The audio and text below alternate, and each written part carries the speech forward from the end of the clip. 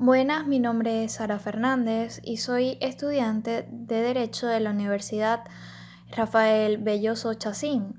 El presente video tiene por objeto darle continuidad a la evaluación de la cátedra Derecho Registral y Notarial.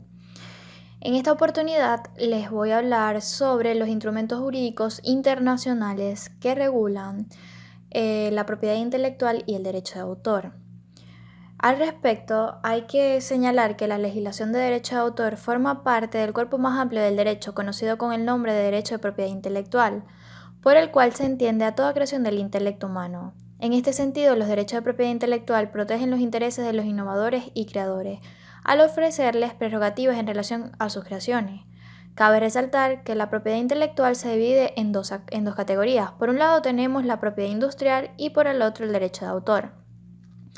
En lo que respecta a la propiedad intelectual, por el cual se entiende o adopta una serie de formas a saber, entre ellas tenemos las patentes de invenciones, los diseños industriales, las marcas de productos o servicios, los esquemas de trazado de circuitos integrados, los nombres y designaciones comerciales y las indicaciones geográficas, a lo que viene a añadirse la protección contra la competencia desleal.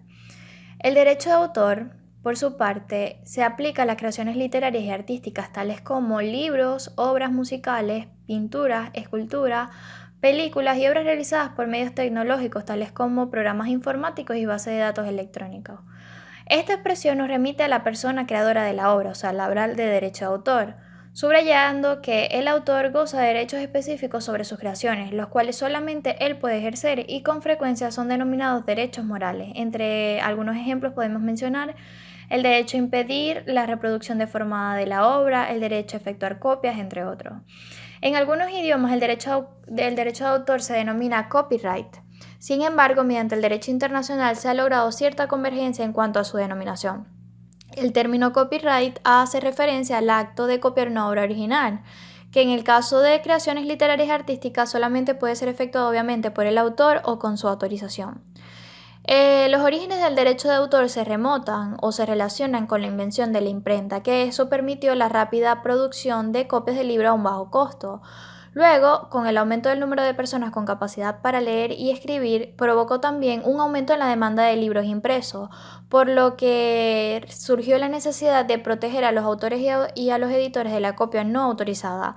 Como resultado de esta necesidad, entonces se empezaron a publicar o a promulgar las primeras leyes sobre derecho de autor. En lo que respecta a la regulación internacional sobre la propiedad intelectual o los derechos de autor, se puede afirmar que existe un derecho mínimo de autor de una fuerte impronta internacional. Esto es un derecho convencional de aplicación en un gran número de estados, es decir, implica la existencia de derechos mínimos reconocidos a autores y a otros titulares, los cuales pueden reclamar o respecto de los cuales estos podrán exigir la protección conforme a las distintas legislaciones y con independencia de cuál sea la nacionalidad del autor, que como vamos a ver, esto es un principio que consagra la mayoría de los convenios. Y ello, bueno, podríamos decir que todo. Y ello a consecuencia del principio de trato nacional, como les he estado comentando, que se encuentran consagrados en tales instrumentos. Después de un estudio sucinto y detallado, logré seleccionar los tratados que no solamente Venezuela había suscrito, sino también ratificado en materia de propiedad intelectual y derecho de autor, recordando que la propiedad intelectual, o sea que el derecho de autor está dentro de la propiedad intelectual junto con la propiedad industrial. Y voy a hablar de forma sucinta y clara lo más importante que engloba cada uno de ellos. En primer lugar, tenemos la Ley Aprobatoria de la Convención Universal sobre Derecho de Autor de 1952, la cual tiene por objeto asegurar una protección suficiente y efectiva de los derechos de los autores o de cualquiera otros titulares de estos derechos sobre obras literarias, científicas y artísticas, tales como escritos, obras musicales, dramáticas y cinematográficas, pintura, grabado y escultura. Igualmente van a gozar de protección las obras publicadas por los nacionales de cualquier estado contratante, o sea, independientemente de su nacionalidad, así como las obras publicadas por primera vez en el territorio de tal estado. En aquellos países donde se requieren cumplir una serie de requisitos de forma, es decir, llenar algunas formalidades, se tendrán por satisfechos en los demás estados partes, es decir, no se tienen que volver a cumplir en los otros estados en donde se pretende proteger dicha obra. Sin embargo, esto no va a impedir a ningún estado contratante someter a ciertas formalidades u otras condiciones para asegurar el goce y ejercicio efectivo del derecho de autor. Con esto quiero decir que por más de que los otros estados van a considerar que ya se cumplieron tales requisitos, ellos pueden imponer otros además. De igual forma, es necesario mencionar el plazo de protección que ofrece tal ley y es el cual no puede, o sea, el lapso de protección que ofrece el convenio y este no puede ser inferior a la vida del autor y 25 años después de su muerte. Asimismo, el convenio establece que el derecho de autor es el derecho exclusivo primero de hacer, publicar y autorizar que se haga y se publique la traducción de las obras protegidas por tal convenio. Sin embargo, permite que los estados contratantes realicen ciertas restricciones, colocando unos lineamientos mínimos los cuales no pueden vulnerar. Y finalmente establece la obligación de los estados contratantes de tomar las medidas necesarias para asegurar la aplicación del convenio, no permitiéndose reserva del mismo. En este mismo orden de ideas les voy a hablar un poco sobre el convenio de Berna, en el cual Venezuela se adhirió el 20 de septiembre de 1982 y entró en vigor el 30 de diciembre de ese mismo año. Dicho convenio contiene dos principios básicos de protección. Por un lado, o en primer lugar, el trato nacional, que ya se los he mencionado anteriormente, según el cual básicamente las obras que se originen en algún Estado miembro se deben proteger en todos los Estados miembros o que forman parte del convenio, de la misma manera en la que esos Estados van a proteger las obras de sus propios nacionales. Y en segundo lugar, el de los derechos mínimos, que significa que las leyes de los Estados miembros deben proporcionar los niveles mínimos de protección establecidos por el convenio. Dicho convenio también establece que la protección por derecho de autor no puede depender del cumplimiento de formalidades, o sea, del registro, del depósito de copias, entre otros. Aunado a ello, otorga protección a las siguientes obras: producciones en el campo literario, científico o artístico, cualquiera que sea la forma o el modo de expresión. Obras basadas en otras obras, tales como traducciones, adaptaciones, arreglos musicales y otras transformaciones de obras literarias o artísticas. Sin embargo, excluye del ámbito de protección algunas obras, por lo que los Estados miembros pueden denegar su protección a los textos oficiales, tales como, textos de orden legislativo, administrativo o judicial, las obras de artes aplicadas, las conferencias, alocuciones y otras obras de la misma naturaleza. Además, mediante el convenio se le permite a los Estados, se le da la facultad a los Estados de exigir que las obras deben estar fijadas en un soporte material a fin de ser protegidas. Es decir, que no basta con que sea una idea y ya, sino que debe estar plasmado en algo. Para ilustrarles mejor lo que quiero decir, pongamos un ejemplo. En un país donde pongan este requisito de fijación, una obra de coreografía solo podría ser protegida una vez que se transcribieran los movimientos mediante una notación para la danza o que se registraran en una cinta de video. En cuanto a quiénes son los titulares de estos derechos, se estipula que la protección va a beneficiar al autor y a sus derechohabientes. Sin embargo, para ciertas categorías de obras como las cinematográficas, la determinación de los titulares de derecho de autor en ese caso queda reservada a la legislación del país en que la protección se reclame. Por ejemplo, los Estados miembros pueden estipular que el titular inicial de los derechos respecto a esas obras es el productor más bien que el director, el guionista o cualquier otra persona que haya construido a la creación de esa obra. En este mismo orden de ideas, cabe agregar que para gozar de la protección del convenio se debe ser nacional o residente de un Estado miembro. De lo contrario, solamente las obras van a estar protegidas si se publican por primera vez en un país miembro o simultáneamente en un país no miembro y en un país miembro. También hay que conocer cuáles son los derechos protegidos y la Convención señala que los derechos patrimoniales exclusivos concedidos a los autores en el marco del convenio son el derecho de traducción, de reproducción por cualquier procedimiento por cualquier forma, el de reproducción o ejecución pública de obras dramáticas, dramático-musicales y musicales, de radiodifusión y comunicación pública por hilo o sin hilo de la obra radiodifundida. También podemos decir la comunicación pública mediante altavoz o cualquier otro instrumento análogo de la obra radiodifundida, de recitación pública, de adaptación, entre otros. Por otro lado, con independencia de los derechos patrimoniales del autor, hay reconocimiento de los derechos morales. Derecho que es aquel derecho que se le otorga al autor a reivindicar la paternidad de su obra y de oponerse a cualquier deformación, mutilación u otra modificación de la misma, o cualquier atentado que cause perjuicio a su honor o a su reputación. En lo que respecta a las limitaciones, hay que señalar que hay casos en los que las obras protegidas pueden ser utilizadas sin autorización del titular y sin pagar una remuneración alguna. Esto es conocido con el nombre de utilizaciones libres.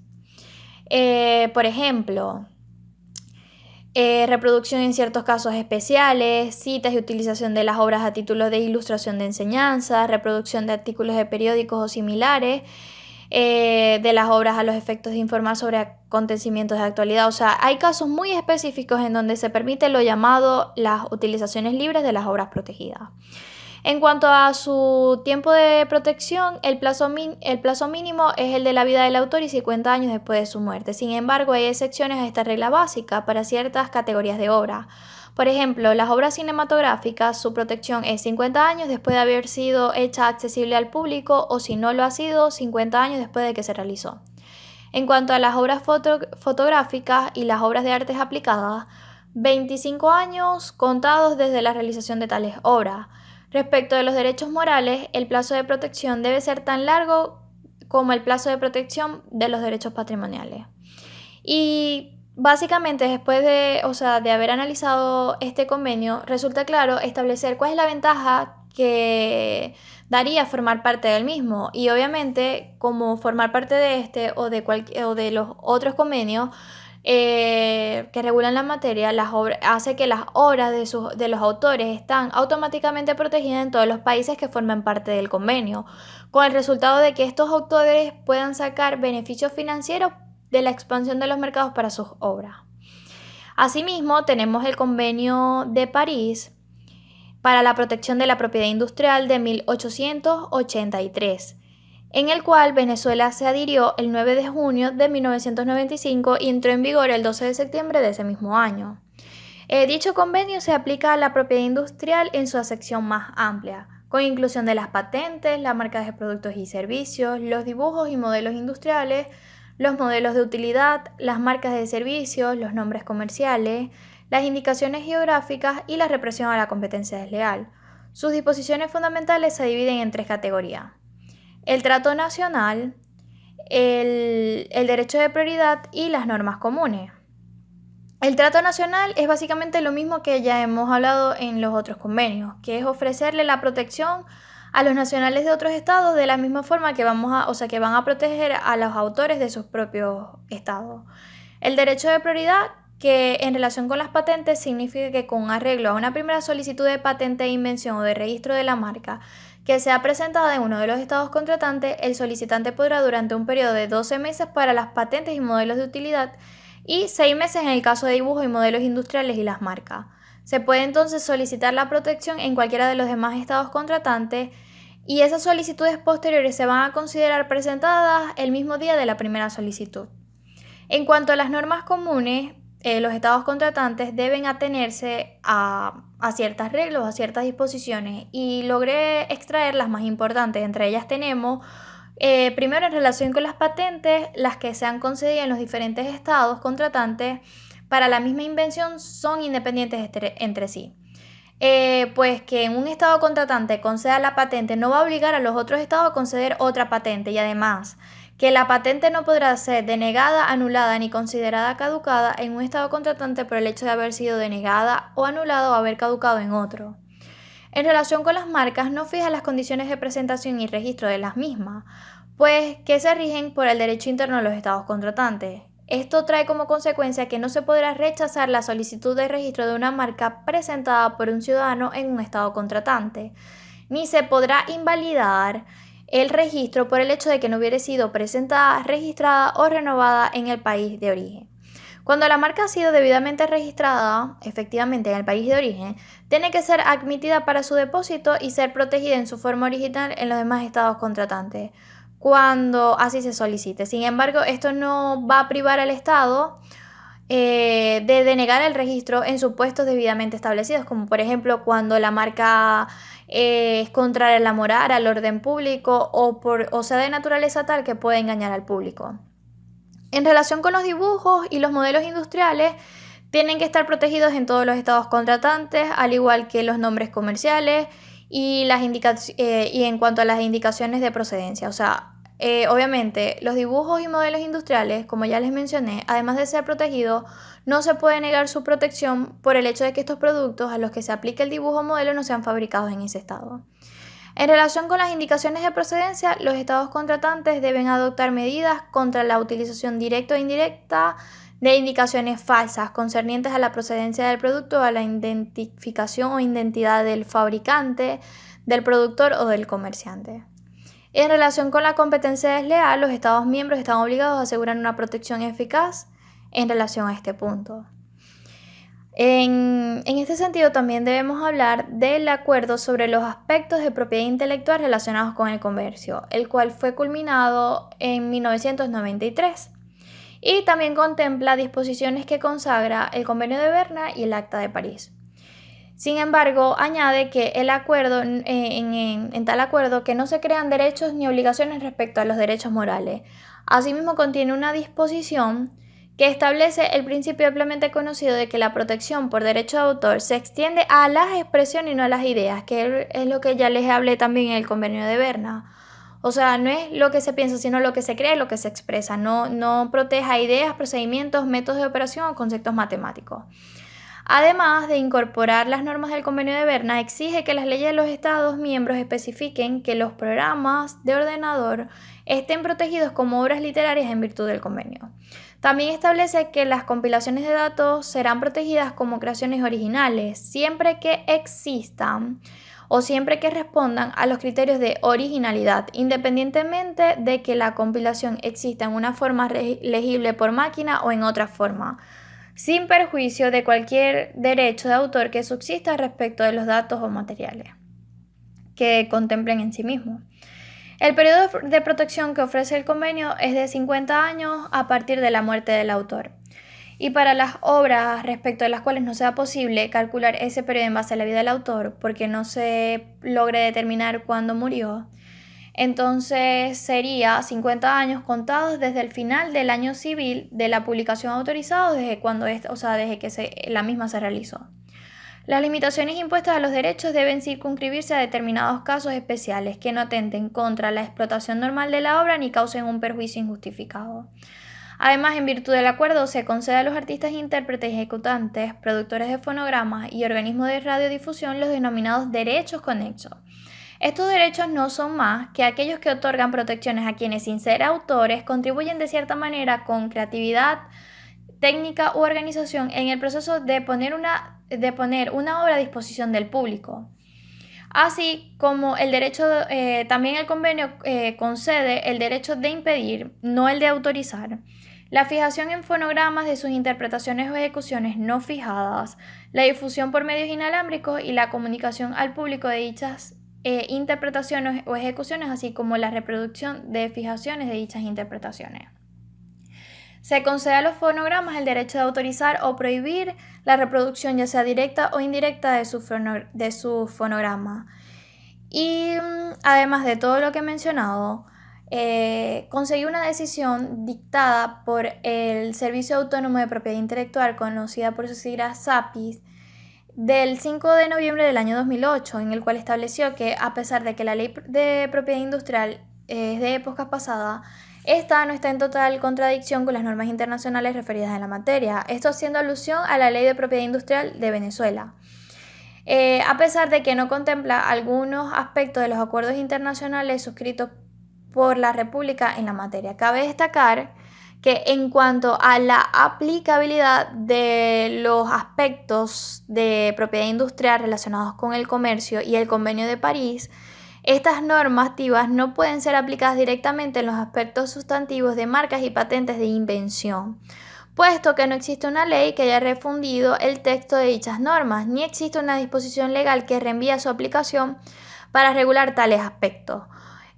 Por eso, además que el Convenio de Marrakech, el Convenio de París y el artículo 98 de nuestra Carta Magna contempla el deber de aplicar dichos tratados.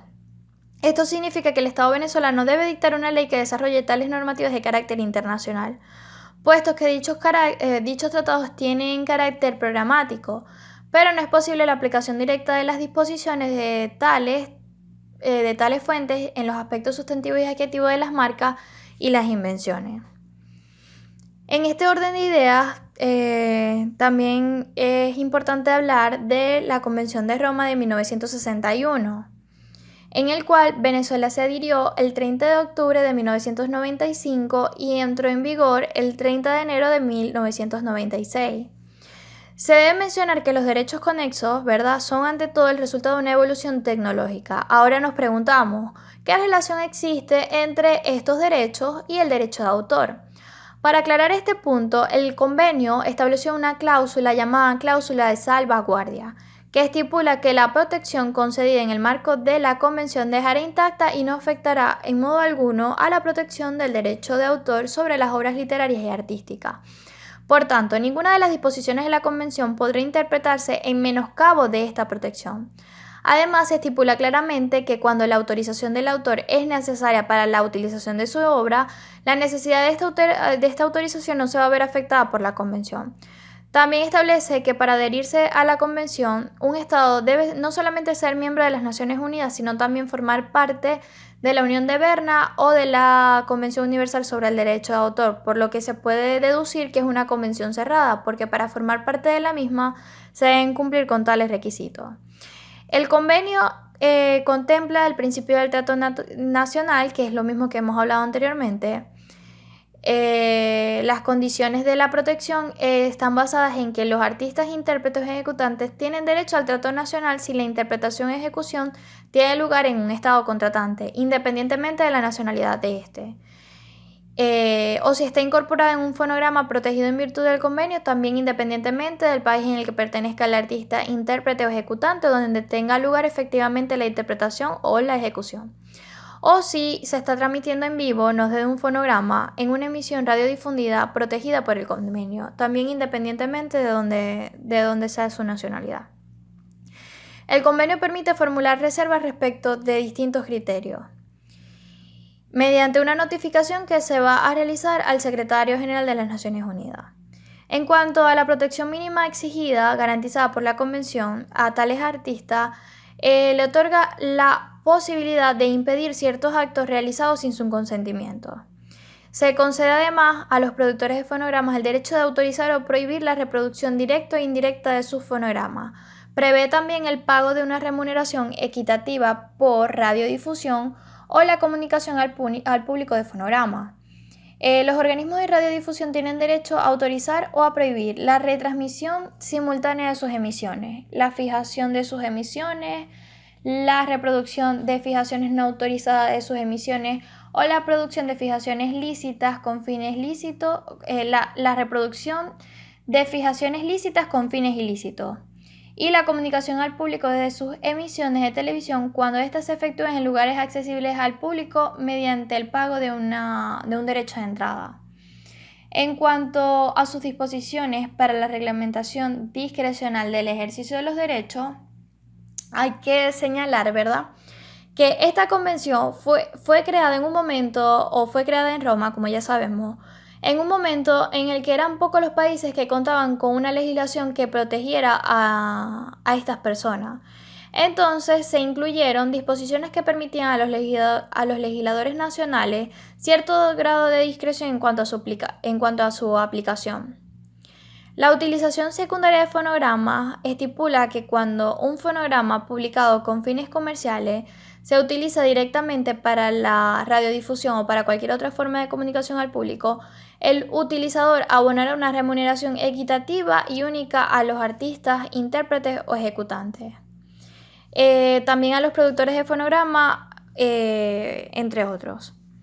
En cuanto a sus limitaciones, los estados pueden establecer respecto a las personas que están amparadas por la Convención limitaciones de la misma naturaleza que las establecidas en su legislación nacional, es decir, las contempladas en sus normas internas, con respecto a la protección del derecho de autor sobre obras literarias y artísticas, salvo que las licencias obligatorias no podrán establecerse sino en la medida en que sean compatibles con las disposiciones que establezca la Convención. Y en cuanto al tiempo de protección, el plazo mínimo es de 20 años contados a partir del final del año, primero en que se haya realizado la fijación, segundo en el que se haya realizado la actuación o por último en el que se haya realizado la emisión. También tenemos, por otra parte, vamos a hablar un poco de lo que es el convenio de la OMPI de 1997, sabiendo que la OMPI es la Organización Mundial de Propiedad Intelectual. Venezuela se adhirió el 23 de agosto de 1984 y entró en vigor el 23 de noviembre de ese mismo año. La OMPI tiene dos objetivos principales. Primero es fomentar la protección de la propiedad intelectual en todo el mundo. Y el segundo es asegurar la cooperación administrativa entre esos estados que entienden en materia de propiedad intelectual y que han sido establecidos en virtud de los tratados que administra tal organización. Con el fin de alcanzar o de lograr estos objetivos, la OMPI, además de encargarse de actividades administrativas, lleva a cabo diversas actividades. Entre ellas tenemos actividades normativas. Es decir, la creación de reglas y normas para la protección de los derechos de propiedad intelectual mediante la presentación o creación de tratados internacionales. En segundo lugar, actividades programáticas, que comprenden la prestación de asistencia técnica y jurídica a los estados en el ámbito de propiedad intelectual. En tercer lugar, actividades de normalización y de clasificación internacionales que incluyen cooperación entre las oficinas de propiedad industrial en lo que respecta a la documentación relativa a las patentes, las marcas y los dibujos y modelos industriales. Y por último, las actividades de registro y presentación de solicitudes, que comprenden la prestación de servicios relacionados con las solicitudes internacionales de patentes, de invención y de registro de marcas, dibujos y modelos industriales. La OMPI tiene tres organismos principales, que es la Asamblea General, la Conferencia y el Comité de Coordinación. Y su sede está ubicada en Ginebra, Suiza, y tiene oficinas en varios países del mundo. En cuanto a otros derechos conexos, tenemos el Convenio de Fonogramas de 1971, en el cual Venezuela se adhirió el 30 de julio de 1982 y entró en vigor el 18 de noviembre de ese mismo año. Este convenio fue concluido como respuesta al fenómeno que había de la piratería de las grabaciones, en vista principalmente de la evolución tecnológica, o sea, aparecieron técnicas de grabación análogas de alta calidad y de cassette de audio. Eso permitió a empresas multinacionales piratas invadir muchos de los mercados mundiales de música grabada con copias baratas de fonogramas protegidos, que eran fáciles de transportar y de disimular. Respecto de las condiciones de protección, el convenio exige únicamente el criterio de nacionalidad como condición previa a la concesión de otorgar tal protección, que vemos que esto es básicamente el principio del trato nacional. La protección concedida a los productores de fonogramas en virtud del convenio es contra la producción de copias sin el consentimiento de la producción, o sea, del productor, así como contra la importación de tales copias cuando la producción o la importación se hagan con miras a una distribución del público. De igual manera, la forma de otorgar esta protección puede ser mediante la concesión de un derecho de autor o de otro derecho específico, la competencia desleal o en virtud de sanciones penales.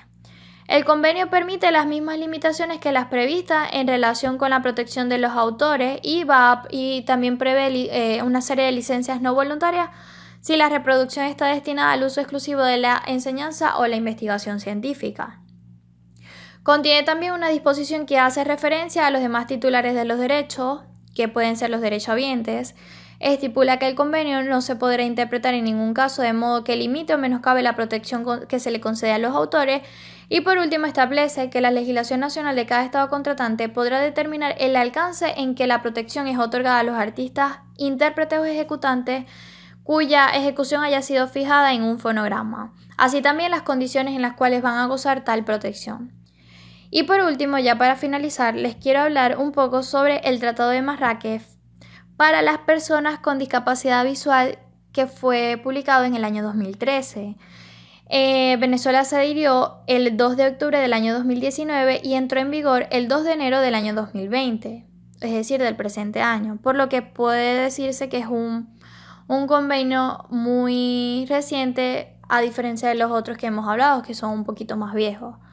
En el Tratado de Marrakech se exige a los estados contratantes que introduzca en su normativa de derecho de autor un conjunto de limitaciones y excepciones para permitir la reproducción, distribución y disposición de obras publicadas en formatos que sean accesibles para personas ciegas, con discapacidad visual u otras dificultades para acceder al texto impreso, es decir, que no puedan leer por alguna discapacidad.